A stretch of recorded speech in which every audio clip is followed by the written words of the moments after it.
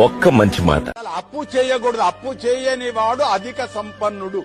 ఉన్న దానిలో ఆనందాన్ని పంచుకునేవాడు గొప్పవాడు. చెయ్యాల్సి వస్తుంది, అప్పు తప్పదు. వెంకటేశ్వరుడు అప్పు చేశాడు, చిట్టి రాసిచ్చాడు కుబేరుడి కంటే. చిట్టి లేదు, ఇప్పుడు తిరుపతిలో కూడా చిట్టి లేదు, ఏమి రాసిచ్చాడో లేదు.